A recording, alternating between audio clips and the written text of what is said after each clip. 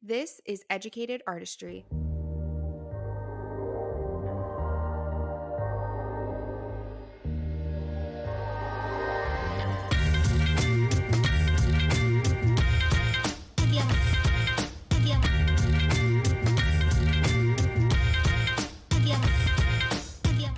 Hi, guys, and welcome to this week's episode of Educated Artistry. I am super excited to be joined today by Cynthia Aceituno, who is a licensed esthetician for the past 7 years and has a degree in marketing. She is a home-based lash artist and social media manager that specializes in strategizing growth for small businesses that are growing into teams.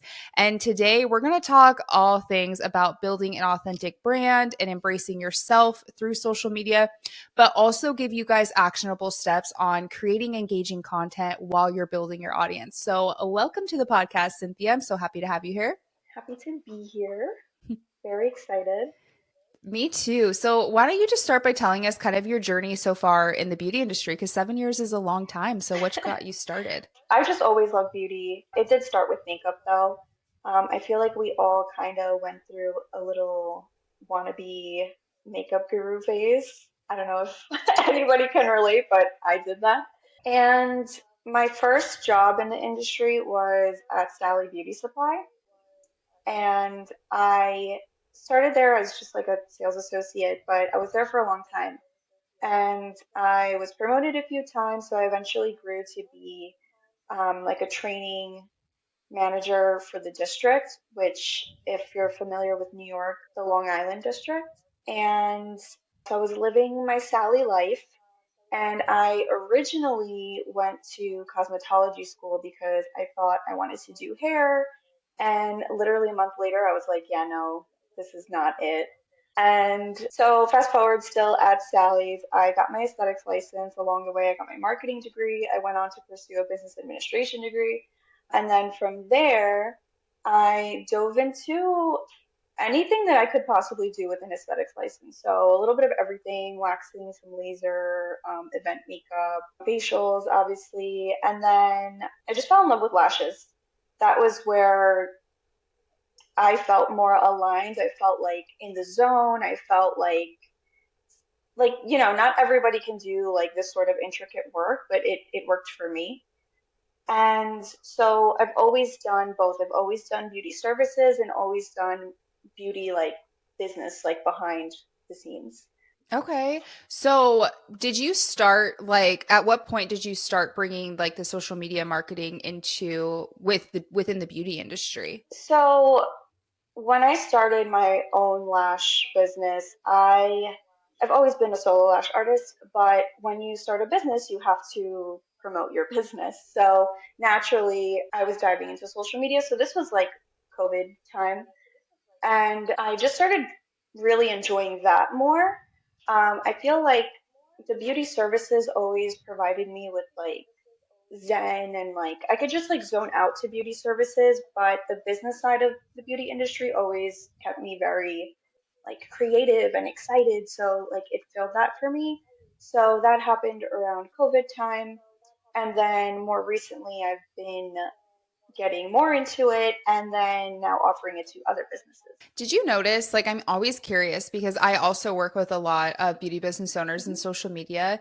And I feel like as a kid, I always enjoyed like making silly videos and it was so different then, but I always kind of enjoyed that stuff. Like I look back and there's some such embarrassing videos that I would make and we go onto like iMovie or whatever and like I'd edit things and so did you have that too? Did you always feel kind of comfortable with creating content and the social media side of things before? Yeah, I was thinking about that earlier today, actually. I'm like, I've always been very comfortable putting myself out there, very Mm. comfortable talking to a camera, very like self-taught, like editing and things like that. Like that's always been there too, alongside with the beauty. So it's not like surprising to me, like now that I'm older, that I'm doing both. No, I feel the same because, and I think I've just came to this realization within a couple months ago because working now more with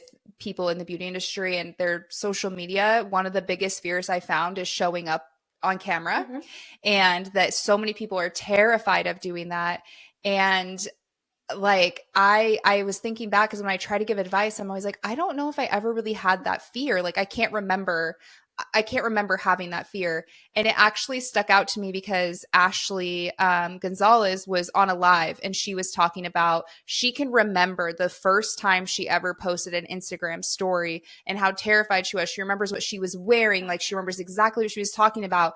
And I'm like, I do not remember that at all. Like I could not tell you the first time, because I don't think I've ever had that fear. So that's been something I've learned, is like putting, for me, is like having to put myself into someone else's Hmm. shoes, that is a really real fear. Oh, I keep dropping my phone. Sorry.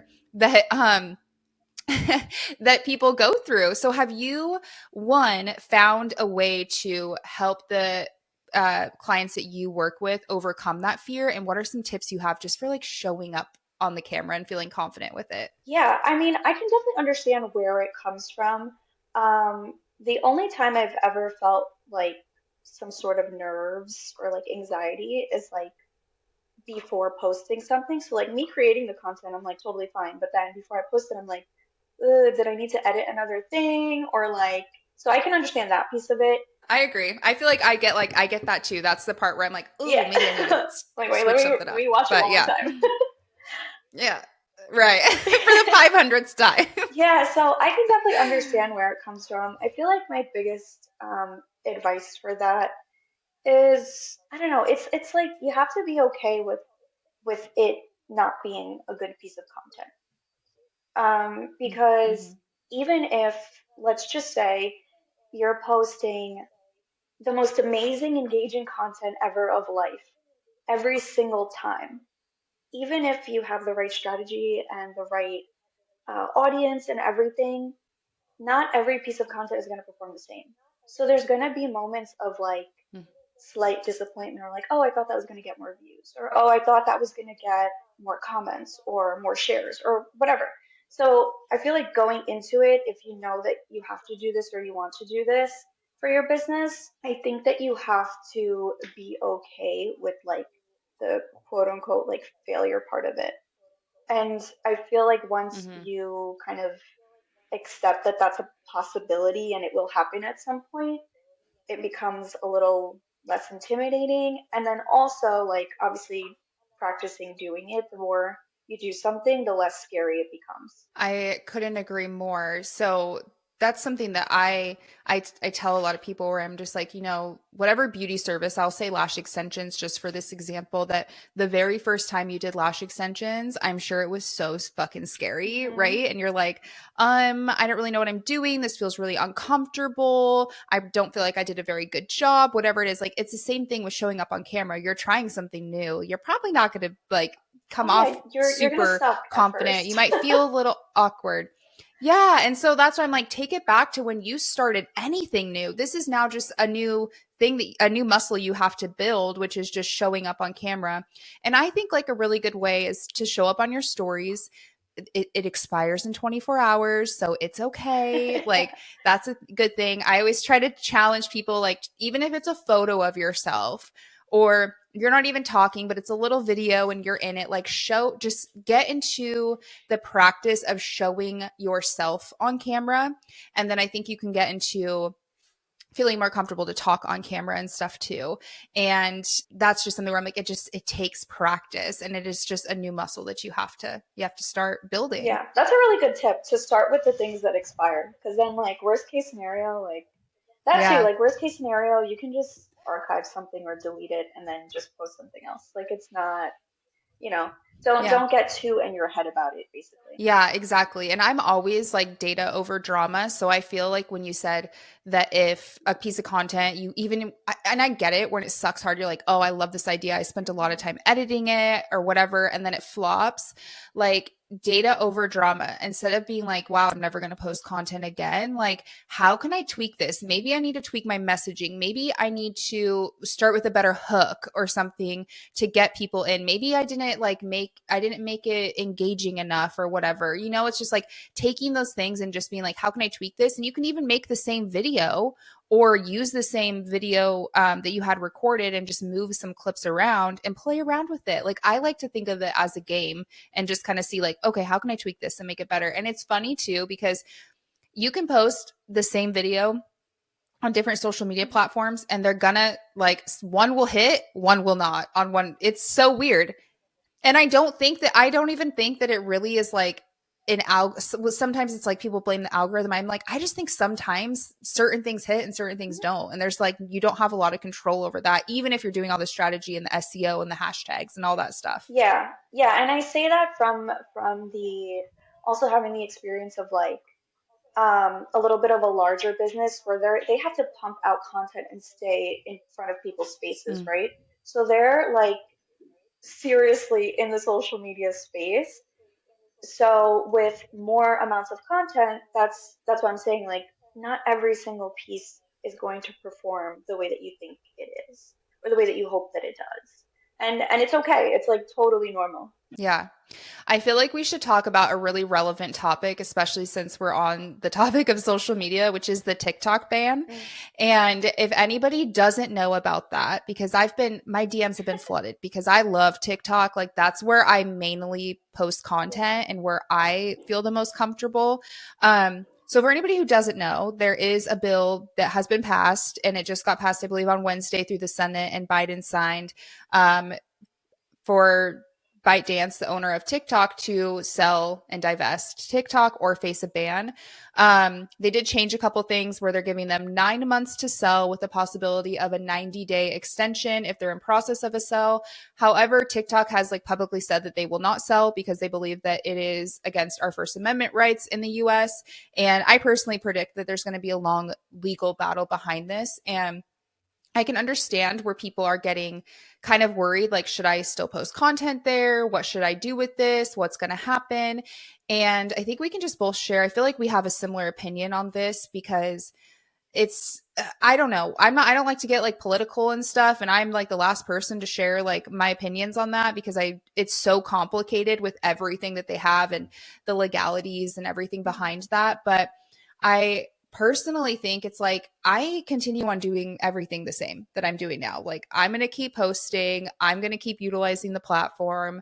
Um, will it go away? I don't know. It sounds like we at least have a year, Yeah. but I think it's just like interesting that there are a lot of people that are just like bailing on the platform. They're like, go follow me elsewhere. And, we've had times where Instagram's gone down for a day or 2 days. And I think we forget that these social media platforms are free and there's no guarantee for them to stay with us, and how important it is to always have like a multi social media presence throughout all different social media platforms. Yeah, I agree. You should definitely diversify your social media presence.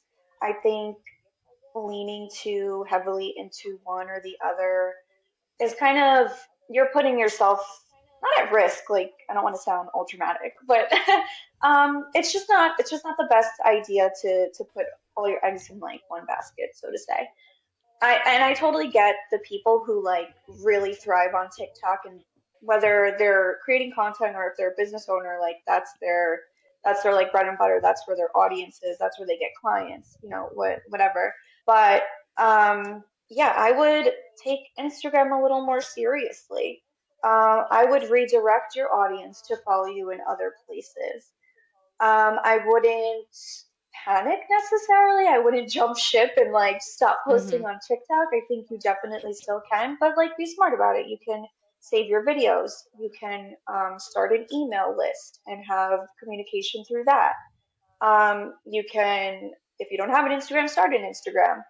So just redirecting your current audience and clients to other places. So that way, if something does happen, you have kind of a little bit of a safety net. And if something doesn't happen, then you're good. That's something too that I think for people who are scared to show up or scared to post things, I'm always like, if TikTok does go away in the air, then like I would be posting everything. Let that be kind of the place where you test things out almost and see how it goes. That's true too. But also always said that for me, TikTok is like an outreach platform because I do feel like with the algorithms and stuff that you tend and their SEO, you tend to be able to get in front of a new audience or your target audience easier. And Instagram's more of like nurturing. So once you get them from TikTok and you can bring them over to Instagram is where you like really nurture the connection because you're posting on your stories every day and you're being interactive and engaging there. And then we also do have the reels and the feed posts too. So even if there is a year left, it's like try to get as much outreach as you possibly can to be able to bring them into like a nurturing platform like Instagram or a podcast or an email list or whatever that is for you. But no, I love that you said too, like, don't panic because it's just, I don't really see the point. I'm like, for me, I'm just like, I can't do anything about it at the end of the day. Like, I'm not going to change anybody's mind. So yeah, I just think like with any, with anything, I was even talking to one of my friends today that they had done a poll and asking people like if Instagram went away, would your business go away? And because maybe they're only selling on Instagram or that's the only place that they have communication and connection with clients. And they said they had a huge percentage that said yes, that it would be done. And that's another thing where I'm like, we can't also just solely on focus on Instagram. It's like you do have to diversify the platforms that you're on. So I think it's just an important reminder for all of that, honestly. Yeah, I mean, this is kind of like my like annoyance with beauty schools that they don't give you business or like marketing courses a lot of the time. So, but when it comes to marketing your business, it requires several channels. So even just relying on social media itself, I feel like is also not enough. Like you need to Yeah. network, you need to grow in a sense of referrals and word of mouth. You need to be on Google. You need to maybe host events. Like it depends what your business is exactly, but there's all these little pieces that generate business. You again shouldn't just rely on one marketing channel. Yeah. No, I couldn't agree more. And I think that's a good topic that is important as people have been there's been a common thread of the industry of like feeling like people are having a hard time getting clients and that they're like I've tried everything, I post this many times a day, I use I put my location and whatever, and it's like, but have you gone out in your community recently? Like Yeah. maybe the more OG like marketing strategies are still so valuable just to go into your community. And it may sound silly, but like post flyers, like go talk to people, make connections. And that is also so important when you're trying to build out a local audience. Yeah, Yeah, no. And honestly, I think sometimes when you're trying to build local clients, it's more important. Like you should have a social media presence, but like you doing networking locally is can be more important for your business depending on what it is, like you said. I wanted to ask you what has been like a common struggle that you've come across with your clients when you're working with them on social media. Have you noticed that there's like a common thing either missing or a common thing that they're struggling with? so I'm just there's two main ones. There's like kind of a mini third one. I'll say that one first because I feel like it doesn't count. Okay. Strategy is a Mm, big thing, but I feel like that's technically not like a struggle. That's just something like there's different professions, different services out there that are available to businesses in order to grow, in order to educate themselves on what they need to do, guide them, whatever. So I feel like it's not a struggle. It's just like something you're probably gonna have to seek out mm. to get help with. As far as struggles, there's two huge ones that come up again and again. One of them being the creative part of social media. So coming up with ideas, filming, editing, and the other one I would say is like time management. So Mm. scheduling time, knowing when to post, actually scheduling your posts, and I feel like those are the two main categories that people struggle with. So like creativity and then So let's start with talking about the creativity of what to post because I get that a lot too where people are like I have no idea what to post. What do you like? Do you have a strategy of coming up with content ideas when you're working with somebody? yeah, so I mean, to me, everything is content in general, but I like to keep things as simple as possible. Mhm. Um, literally everything. And the more you share about your business, the more you can almost give your potential clients like an online experience almost of what it would be like to come to you. Mm-hmm. So I feel like I start there with people. I'm like, okay, what does the business look like? Where are you located? When you walk in the door, what does that look like? Sitting. What does it feel like? What am I looking at when I'm sitting down? Like every little thing. Um, and I start there with people. That's like for the people who are really like, oh, I'm not creative. I can't just come up with ideas every day or every week. I couldn't agree more because it's so much of like the journey and the experience and storytelling. And I love that you said everything is content because I'm like, it is so true. Even you sitting there cleaning your salon is content. That and that's important for you to Yeah. tell like show your clients that like you have a sanitary environment and you could just record you clips of you cleaning your salon and talking about why it's important for you, you know? Yeah, 100%. There's people with businesses out there that don't do that. So you need to show people that you do. Yeah, absolutely.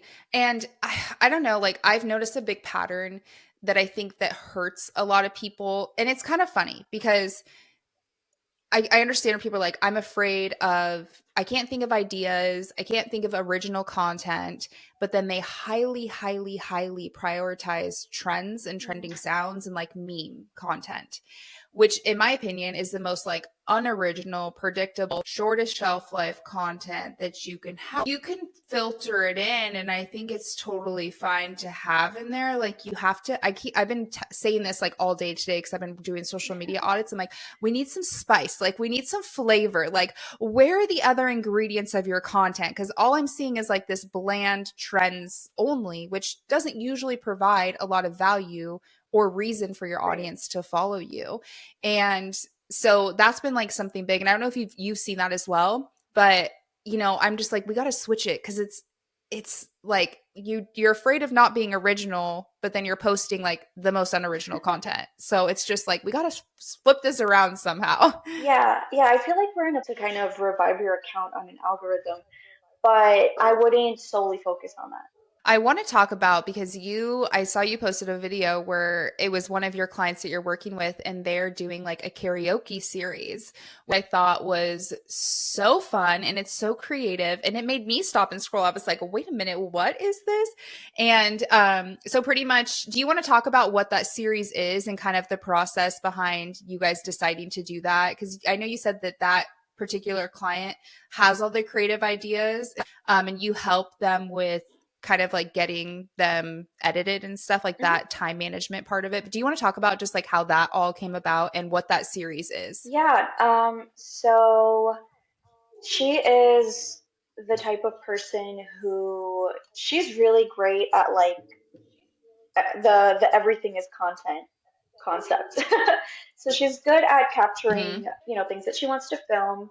She's not savvy in editing, which I don't expect that of anybody, but she came to me saying like, I have these great ideas, but I'm just busy and I don't have time to actually sit here, learn how to edit them, and then schedule them, and then strategize. Like I just don't. Like she has clients all day. Like she's a business owner, Yeah. so granted she's short on the time and lacks a little bit of knowledge in the strategy piece.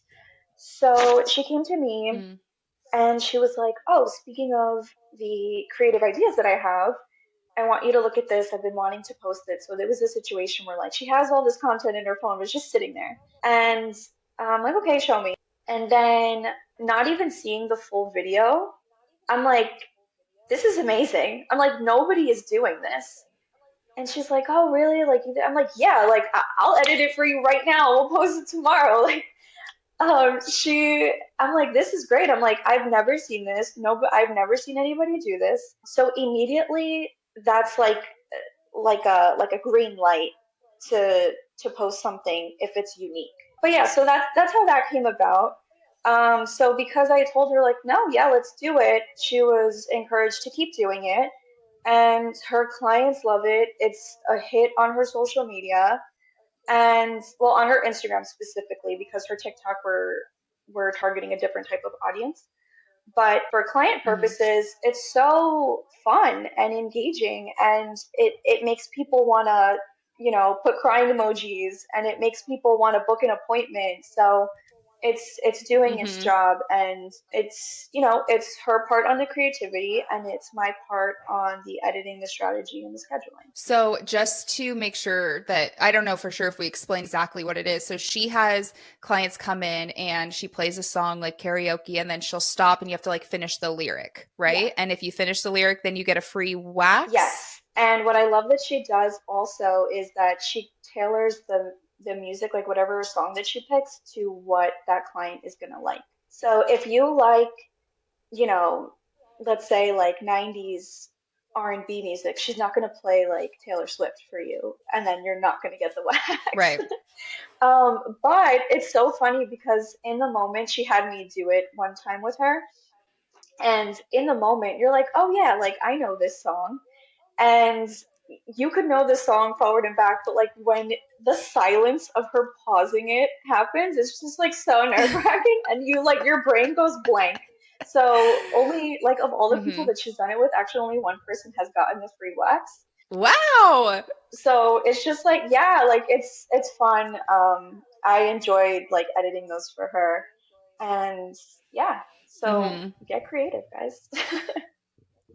Well, and that's why when I saw that video you posted, I was like, we have to talk about this because I think that's something to like I hope this gives people just the green light to just have fun with content and be creative because content out of it too is entertainment. And I feel like I've seen a big shift where people aren't loving as much of the people still educational content is still very Mhm. important, but I feel like there is a point where it gets really repetitive also, and sometimes people are like I just want to like watch something fun and be able to like laugh at something or whatever, and I think that is such a cool idea that she did and is going with, and I'm so happy that it's doing well because I mean even that's going to be attracting the type of clientele you want too, like Yes. those karaoke girlies out there, they're going to see it up for a challenge and they're like I'm getting that free brow wax, I have to come in, and it sets you apart and be like oh you're the karaoke like lash artist or waxer or whatever, like in your area, and that is so cool. I even had a friend that they started doing they went out and they were like printing flyers with QR codes. It's just like they're like hey things are a little slow, I'm going to try this and like do this, but then they're still making content out of getting the flyers, printing, putting them around town, and then even putting clips of their friends and stuff, like finding their flyers, be like, oh my gosh, like I just saw my friend, and like that's also Yeah. content and can set you apart as well. So I love that for like the creative side. Let's get into like the time management because I know that that is another big part that I've heard people struggle with. Like, I don't know how to edit, how to even set aside the time to make sure that I'm like filming and posting and scheduling, and that I get that that can be hard. Like I have to schedule out the time Mhm. in my day for the most part, unless there are times where I just get an idea and I'm like, oh, I'm just gonna roll with it, I'm just gonna set the camera down and talk, and sometimes those videos honestly do the best where Mhm. you're like not really planning anything. I agree. But what is some of your advice for somebody who is gonna kind of wants to start building in that time for content creation? I mean, you really do whatever you need to do. If you need an alarm at Yeah. 10:30 to remind you to film, set the alarm. If you're Yeah. savvy with like Google Calendar or like Notion, and like you're able to use a calendar in that way to kind of build yourself a schedule, do that. I'm very big on time blocks. So, for example, and you have to know yourself for this. So, for me, I know that I have a pretty extensive attention span, meaning like I can sit and do something for like 4 hours. And but that's like Mm. max 5 hours, and I know that after that my brain starts to wander. I start like, oh, maybe I want to take a break. Oh, maybe I want a snack, or whatever. So I think that you have to know yourself and know like how long can you realistically sit and do something. So if for you Yeah. that's an hour or 2 hours, great. Pick a time of day. Maybe it's before your clients because you're already up and you have to get your suite ready or your room ready. um, Block out 2 hours. Or if a client cancels, maybe you don't rebook a different client and you use those 2 hours to film. Um, and I would do time blocks like that throughout your day or throughout your week so that you are almost kind of forced to do something content related. So whether it's filming or editing or even just sitting down to like schedule out your posts for the next week or the few weeks. I think that's really important to say, like knowing who you are and like how much time you can actually sit down, because I'm like an hour girly where I'm like, okay, I can work on this for an hour and then I got to do something else and then maybe I can come back to this for another hour, but I can't like sit down and do something for 4 hours. I think something that's helped me too is like making content like part of my day. Like, so I feel like I'm constantly kind of like filming Mhm. stuff. Like, if I'm at the salon, I'm always taking like some clips of things. And even if I'm just going to take clips and then that way I have some, I can start editing things together and do a voiceover and I can storytell or whatever it is. But I feel like I'm always trying to make it a part of my day just to gather content. But I think that's a really good, I honestly think like thinking of it as like I need to block this time out to work on Mhm. it is going to help you build it as more of a habit where you might not need to block time out. It just becomes something that you just naturally do. Do you have any favorite apps for like editing or scheduling post? Honestly, I mean, for like if you're doing it yourself, the in-app schedulers I think are fine. Like I said, I'm working with other businesses, multiple businesses, so a lot of social media managers use like Metricool or Notion. What I like about Metricool is that you can even schedule stories, so you can get that detailed with Oh, it. that's cool. You can schedule way in advance. So if the day, like time blocks throughout your day doesn't work for you, maybe you do a time block for a specific day to create content for the following week and kind of do it that Mm-hmm. way. So Metricool is helpful for that. And I do like Notion too. Notion is a little bit more, it's very manual, but it's also very customizable. So you can have a calendar on there, you can sync it to your Google Calendar.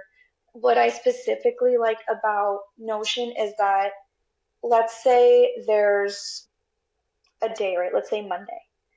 You can add a task to Monday and make it almost like a content idea bracket. So you can write on the top line, you can write behind the scenes.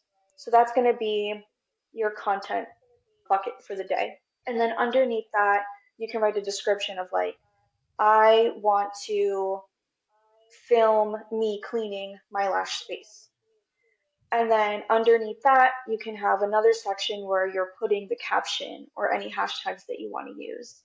So you can actually build out the content if that helps you before you actually film and post it. So I like Notion for that. Yeah, I've actually I have Hmm. Notion and I've never I want to use it more, but I do feel where I'm like, "Oh my God, I feel like there's so many things you can do in here." It was Yeah, overwhelming at first. But no, that's cool that you can do that, and that's definitely something for me that I've been wanting to dive into more just to stay more like yeah. organized and stuff. Let's talk SEO because I feel like that's a good transition with, where you're talking about hashtags and captions. When it comes to SEO, what kind of tips do you usually give people for when they're wanting to grow their account?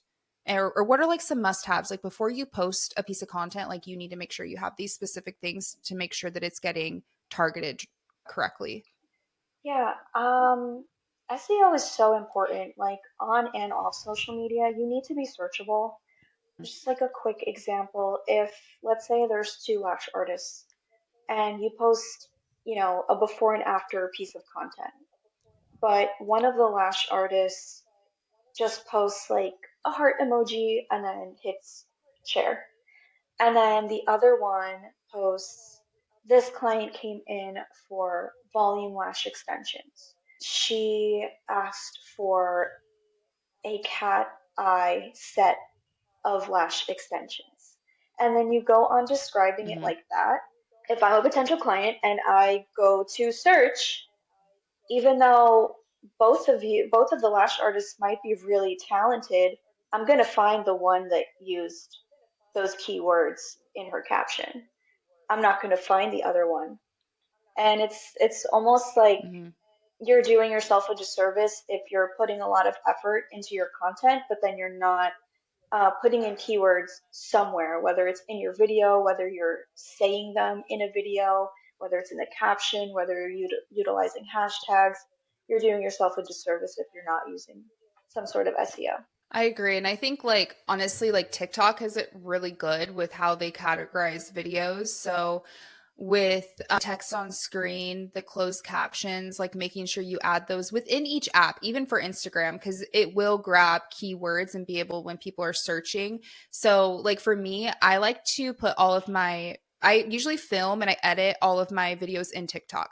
And I do like a rough edit where before I add any captions or any text on screen, I'll just go through and I'll edit and I'll add like where I need to cut out dead air or ums and pauses, Mhm. or if I want to make any little edits there. And I like that as my like rough edit that I go Me too. through. And then TikTok does, I think most people have like the ability to save the video on TikTok there because then it will save without the watermark. So you should be able to download it right there. So I download it as like a clean edited version. And then I go in and I add my text on screen with my usually it's going to be my hook, and you do want like heavy keywords there because that's how they know who to put the video in front of and how to categorize it. So even if you go through your TikTok videos now, they'll say like find related content. You want it to say like lash artist or volume lash extensions or whatever your content is about. If it says find related content, it's not really sure. It doesn't know where to categorize you. Mhm. So then that's where you can repurpose content too. So I make it like nice and clean. I know a lot of people like CapCut and stuff like that. So you can do the same. And I try not to add like, I know a lot of people like the captions because they look pretty and they can make them colored and stuff, but really adding the closed captions within each app is going to help with your SEO too. Yes. Um, and yeah, so then I'll go through and I'll add my text on screen in Instagram because they have all their Instagram fonts. So it almost looks like I made this just for Instagram. Oh, I made this just for TikTok, but you know what I mean? Yes, I do that So too. that's something that I do, and to make sure you're getting the most out of the SEO that you're using, and then you don't have to use a third party app to try and remove a watermark and all that stuff. And then usually the quality goes off or the sound goes off, and so I'm actually really glad that TikTok has that option, and hopefully they stay around so I don't have to figure out a different strategy. But yeah, so and then hashtags too. Do you think hashtags are useful? I feel like they're a tool, but they're not going to make or break your content. I You agree. could test it out for yourself. Try to post a post with just the caption and try to do it with the caption and the hashtags. I am pretty sure that they're going to perform relatively the same. It's just Hmm. an extra tool. So like if you're gonna use them, use the keywords. And I would do a couple. I would do like 5 to 10 hashtags the most. I just don't think that they're super necessary because as long as those keywords are somewhere, whether it's the caption or whether it's you speaking it into the video or it's the closed captions within the video or you're adding captions in the video, as long as those keywords are somewhere, Hmm. I wouldn't stress about hashtags. Yeah. I've actually been kind of well, I've seen with a lot of the apps too that they're even saying like to use like 3 to 5 really focused hashtags if you're going to use them. Yeah. So that way they can categorize your video correctly. So that's something that I've been doing where I use like three and they're very specific to what my Mhm. video is, where they're those keywords once again to use them as a tool. And that's it. Because and honestly too, I always hate seeing the big block of like hashtags on somebody's post. I'm like, it doesn't look pretty, you know? Um, It ruins the flow of like, okay, I saw the content, now I'm reading yeah, this, and now I'm going to the comments, but like there's a giant block of hashtags in of between there, and hashtags. Yeah. yeah, I agree. No, so that's something that I've been doing with all my stuff now where it's like 3 to 5. And even like on TikTok, because they tell you how, well, I guess on Instagram now too, it tells you how many uses a hashtag has. Mhm. So depending on like how niche I want that piece of content to get, I might not even try to use just a generic hashtag like lash artist. If I'm trying to market locally, I'm going to use like Vancouver Wall lash artist, something that's more like niched down and not as broad, because then you're getting put into category with like a billion different videos that are under the hashtag lash artist. So Right. that's just kind of what I've been doing with strategies. And yeah, I feel like there's sometimes where I forget to put hashtags, and then I haven't really seen a difference of it either. But yeah, I think stick to like 3 to 5 and call it good. Yeah, yeah. Quality keywords is key. Yeah, so I think that that's like the main things with SEO, especially with social media content, is having like keywords, text on screen, using closed captions. I like to use closed captions on all of my videos because there was some statistic that I read that most people watch, like 50% of people Yeah. watch videos with no volume. So I always put closed captions on there, and then yeah, heavy keywords inside of your like written caption, and then hashtags would be something that is another tool too. But I would say those first three are like the most important in my opinion. Yeah, you just reminded me of something too with that statistic. If you think about it, like if you're a lash artist and let's say your clients are like high-end corporate women, maybe they're scrolling while they're at work, but their volume's probably not on. So it would be important to like they can Hmm. still get the gist of what the content was about. Yes, exactly. No, I think have closed captions on every single video that you Yeah. post personally. Let's see. My last question for you is, in your opinion, what does a successful piece of content for you or one of your clients look like? Successful. I would say that my answer is not numbers based. So I'm not going to give like, Hmm. oh, if it got X amount of views or if it got X amount of likes. That's not what I consider successful. What I consider successful is that your target audience is enjoying the content and is engaging with it. That's what I would consider successful in from like my client's perspective. For me personally, like if I'm scrolling, it's not that much different. Like if the content is making me pause and actually watch it, and then I want to comment on it and I want to like it, then same thing. I would consider that as a successful piece of content because it did what it was supposed to do. Yeah, engagement, right? Because I feel like, especially in the beauty industry, we get really caught up in the vanity metrics of views and going viral. And that's something that when I work with people and they're like, this didn't get very good views, whatever. And maybe there are things that you can tweak within, your SEO, your captions, keywords to get more views. But for me, like, when I'm even looking at analytics for myself, I don't really even look at the views or profile views or anything. I'm looking at the comments, saves, and shares. And if those are up week by week and those are doing well, I'm happy, even if my views are down, because even if your views are down, but all of those engagement pieces are up, that means you're getting the content that is getting pushed out is getting to the people that you want and that they're wanting to engage with it. Right. And to me, that is a successful piece of content as well. If you're getting comments, and even if you got 200 views, but you have 10 comments, I'm like, and a couple saves or shares, it's like, that's freaking great. That's probably better engagement percentage wise compared to somebody who got 10,000 views and has no comments or saves or Yeah, shares on their video, right? that's really true. That ratio is very important. Yeah. So I'm always like engagement over virality, because I think so many people get caught up in the going viral. And I know it can like feel good and feel cool and be like, oh, I got a million views on this. But I also like to ask, like, okay, like that's cool. I know going viral can be cool, but like if you had people follow you, because sometimes if you go viral and maybe it was entertaining, like you're not even going to gain a lot of Right. followers. And even if you did, are they actually in your target audience, especially if you're looking for clients? Or are you just flooding now your page with a bunch of people who liked one video but could care less about anything else that you post? Right. Especially again, like if you're in a business where your goal is to gain more clients and build your clientele, you don't necessarily even want to go viral. There are successful businesses that I've seen and that I've also worked with. They have less than 1,000 followers, but they're busy. So it just depends what your goal is. If your goal is to, make some extra money on social media and filter in like some affiliate marketing, partnerships, things like that, then that's different. Yeah, you want more reach.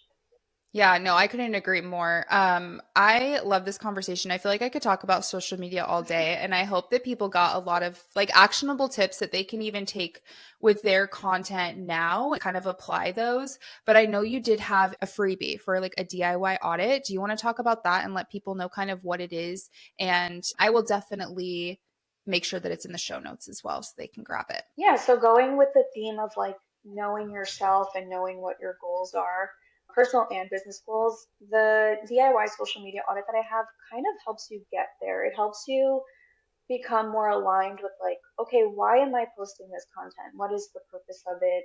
What do I want it to do for me? So it's a digital download, and the questions that it has on there helps you kind of take a step back, look at your social media accounts from almost like an outside perspective, and really look at like, okay, what's going on here? And does this align with what I'm trying to do? And Mm. it's totally free. It's on my Instagram. It's linked. It's the first link on my Instagram. And all you have to do is enter your first name and your birthday and your email. And then you get the link right away and you can download it and you can print it if you want to, if you're a printing girl, or if you have an iPad and you can notate it like that. And it's free. Cool. Yeah, I will make sure that that is in the show notes so you guys can grab it really easy. Do you want to let everybody know where they can find you? You want to drop your Instagram or plug anything else that you have going on or how they can work with you? Yeah, so I keep it very simple. You can email me or you can DM me. I'm mostly active on Instagram. That's where I am most of my day. So that's at cynthia.ace. So at cynthia.ace because of the whole last name pronunciation thing. I'm like, I'm like, let's just keep it simple. And then it's the same thing on That's TikTok. It's funny. at cynthia.ace. Perfect. Well, thank you so much for coming on and sharing all of your advice and your knowledge. And I really think this is going to be a good episode that people can take a lot of actionable steps away. And I love talking about social media. So I love that we were able to have this conversation together and that we were able to have you on. It cut off a little bit at the end, but Oh, Um, but thank you, thank you for having me. Yes, I love talking about social media. I love lashes, but this is it's such a an exciting venture for me, and it's been really amazing to be able to help other businesses grow, not just my own. yeah. And I think it's important because I think that there aren't enough people to help with this part Yeah, of it in the industry right now. So I'm really excited that you're doing this. And yeah, thank you so much for being here. yeah. You too. I see you killing it with the social media audits. Oh, thanks.